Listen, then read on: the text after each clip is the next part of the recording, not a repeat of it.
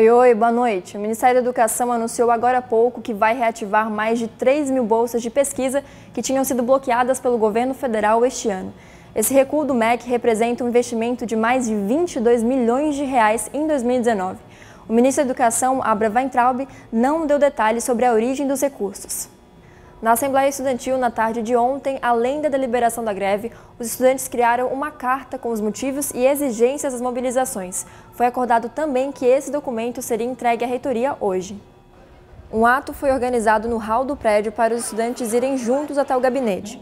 Uma das principais exigências presentes na carta era o apoio da reitoria na garantia da legitimidade da greve, para que os estudantes não sofram com punições tanto acadêmicas como jurídicas. Com uma resposta positiva às condições estabelecidas, a vice-reitora Lacoque Lorenzini afirmou que o documento seria publicado ainda hoje no site da universidade e que a reitoria iria apoiar o movimento estudantil. Durante a entrega do documento, o professor Alexandre Marino Costa, presidente da Câmara de Graduação, divulgou uma nota feita durante a reunião da Câmara, na manhã de hoje. Na nota constam orientações de como deve ser realizada a greve estudantil, tanto para os estudantes como para os professores e técnicos. Depois do ato, o TJ conversou com o chefe de gabinete Auro Moraes para esclarecer de que forma a reitoria vai apoiar e garantir ao movimento estudantil a legitimidade da greve. Eu acho que o primeiro aspecto é a instituição universidade, por meio de todas as pessoas que a compõem, reconhecer que existe um movimento ocorrendo e que este é um movimento decorrente de uma instância do movimento dos estudantes. A Câmara de Graduação deliberou hoje por uma nota de orientação em que ela sugere exatamente isso, que as pessoas conversem, ouçam, tenham essa possibilidade de mitigar os conflitos, de diminuir as tensões e que proponham uma atividade que não impeça o docente, nem o técnico de desenvolver, porque ele também tem que fazer isso, né? É do trabalho dele, mas reconhecendo que o ambiente não está na normalidade. Então, tentar equilibrar essas condutas. Eu acho que é isso que a gente tem que perseguir. Se você ainda não entendeu por que os estudantes da UFSC estão em greve, o TJ UFSC traz um resumo sobre os cortes que foram feitos em 2019 nas universidades. Olha só. Tudo começou no dia 30 de abril, quando o Ministério da Educação, o MEC, anunciou o corte de 30% das verbas de custeio e investimento em 3 universidades federais: Universidade Federal Fluminense, Universidade Federal da Bahia e a Universidade de Brasília. Para explicar os cortes, o ministro da Educação, Abraham Weintraub, disse ao jornal Estado de São Paulo, abre aspas, universidades que, em vez de procurar melhorar o desempenho acadêmico, estiverem fazendo balbúrdia, terão verbas reduzidas, fecha aspas. Na noite do mesmo dia 30, o MEC anunciou que o bloqueio de 30% se estenderia a todos os institutos e universidades federais de educação. No total, o bloqueio atinge 63 universidades federais e 38 institutos federais. No dia 7 de maio, o ministro da Educação declarou, durante uma assembleia no Senado, que não haveria corte, mas sim um contingenciamento. Ou seja, segundo Weintraub, as universidades teriam que economizar até setembro, quando a verba seria desbloqueada. Porém, até agora, o valor não foi revertido. Mas qual o valor total desse bloqueio e de que forma ele reflete no funcionamento das universidades? No total, cerca de 1,7 bilhão de reais não foram repassados para as universidades. Esse valor se refere às verbas de custeio, ou seja, direcionadas para serviços de manutenção, limpeza, segurança, luz, água, bolsas acadêmicas, entre outros. As verbas de investimento voltadas para custos de obras, reformas ou construção também estão prejudicadas. Dessa forma, o funcionamento pleno dos institutos e universidades fica comprometido. Por exemplo, o campus Trindade da UFSC em Florianópolis ocupa uma área superior a 1 milhão de metros quadrados, o que equivale a aproximadamente 247 campos de futebol.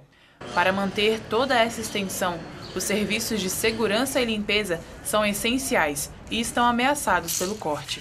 Nas primeiras semanas de agosto, o secretário de Planejamento e Orçamento da UFSC, Vladimir Fey, anunciou a demissão de 95 terceirizados.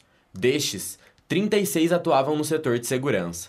Sem eles, a universidade ficou mais vulnerável a assaltos e os trabalhadores sobrecarregados. Já no dia 8 de maio, o presidente Jair Bolsonaro anunciou a suspensão na concessão de novas bolsas de mestrado e doutorado pela CAPES, a Coordenação de Aperfeiçoamento de Pessoal de Nível Superior, que é uma das principais instituições de fomento a pesquisas em pós-graduação no Brasil e é ligada ao MEC. Só neste ano, a CAPES anunciou o corte de um total de 11.800 bolsas de pesquisa. Outro órgão afetado foi o CNPq, Conselho Nacional de Desenvolvimento Científico e Tecnológico. Após o anúncio do contingenciamento, foram suspensas mais de 4.000 bolsas destinadas ao ensino e à pesquisa científica. Segundo o ministro da Ciência, Tecnologia, Inovações e Comunicações, Marcos Pontes, este ano os recursos do CNPq já chegaram ao limite e o oferecimento de novas bolsas está suspenso. E foi nesse cenário de cortes que, em julho, o MEC propôs o Programa de Autonomia Financeira das Universidades, o Futurice. Esse projeto gerou revolta e discussões, principalmente por ser incompatível com o artigo 207 da Constituição, que dispõe sobre a autonomia das universidades. Até agora, 26 universidades já recusaram o projeto, entre elas a UFSC. Aqui, o bloqueio foi de mais de 60 milhões de reais. No dia 29 de agosto, em reunião ampliada com estudantes, servidores e professores, o reitor Ubaldo Baltazar anunciou medidas para economizar e diminuir os gastos. A Semana de Pesquisa e Extensão, CPEX, foi cancelada e o restaurante universitário, que já iniciou o semestre com cardápio reduzido, funcionaria apenas para os alunos isentos a partir de 15 de setembro. Segundo o secretário de Planejamento, Vladimir Fey, essa e outras medidas economizariam quase 1,8 milhão de reais. Agora, se não houver desbloqueio nenhum, a universidade ela não começa ou não terá mais recursos ou orçamento para empenhar suas despesas a partir de 15 de outubro. Porém, na reunião do Conselho Universitário no dia 3 de setembro, o reitor recuou sobre a restrição do RU e disse que o restaurante vai funcionar para todos até acabarem as verbas. Assim, a UFSC pode parar suas atividades antes do anunciado, mas ainda não há previsão de quando. Após diversas reuniões e assembleias, os estudantes da UFSC deliberaram por parar as atividades numa greve. Professores e servidores ainda estão em discussão. Enquanto os alunos já estão em greve, os professores da UFSC convocaram para uma assembleia na próxima segunda-feira, dia 16 de setembro. Na reunião, vão debater sobre a atual situação da universidade. A votação de adesão ou não à greve vai acontecer durante 3 dias, entre terça-feira e quinta-feira da semana que vem, por meio de urna eletrônica. Já os servidores estão com reunião marcada para amanhã. Em reunião realizada hoje, a Associação de Pós-Graduandos da UFSC aderiu à greve estudantil por decisão de ampla maioria. A nossa equipe foi conversar com alguns estudantes de pós-graduação para entender um pouco mais sobre essas deliberações. Então a pós-graduação da UFSC entra em estado de greve a partir de hoje e começa as atividades de greve. Essa greve tem várias reivindicações. O ponto principal que deflagra essa greve são os cortes de bolsa e os cortes no orçamento da educação que aconteceram esse ano na gestão Bolsonaro. Para poder fazer pesquisa, a pessoa tem que ter tempo disponível para fazer várias leituras, para participar de grupos de estudo.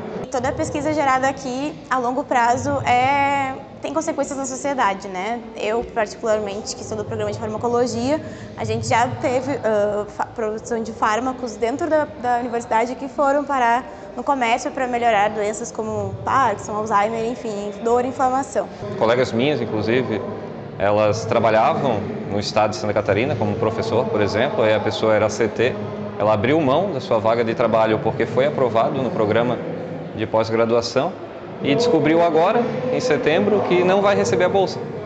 Então, a pessoa vai ter que procurar um emprego, imagina, procurar uma vaga de professor em setembro, em qual lugar que ela vai conseguir emprego a essa altura? E como que ela vai se organizar financeiramente daqui para frente? Porque essa pessoa tem família, tem filhos, ela precisava desse dinheiro, que não é uma bolsa considerável financeiramente, né? A bolsa de mestrado hoje no Brasil é R$ 1.500 e é esse valor já há 6 anos. Esses cortes são muito importantes e afetam demasiado a pesquisa no país, porque a pesquisa científica no Brasil é constituída majoritariamente nas universidades públicas e no ensino público. Então, quando você corta o orçamento da pesquisa, você corta a própria pesquisa brasileira. Mais de 90% do material produzido por pesquisa no país é produzido nas universidades públicas. Quando você corta bolsas, você corta salário de pesquisadores. Os estudantes de jornalismo também estão em greve, mas vão continuar produzindo conteúdo sobre a situação da universidade. Para não perder nada, nos siga nas redes sociais. É só procurar por TJ UFSC no Facebook, Instagram e YouTube. Aproveita também e assiste o primeiro GTV do nosso jornal, que é sobre a limpeza no centro de convivência aqui da UFSC. Muito obrigada pela sua companhia e até a próxima. Tchau!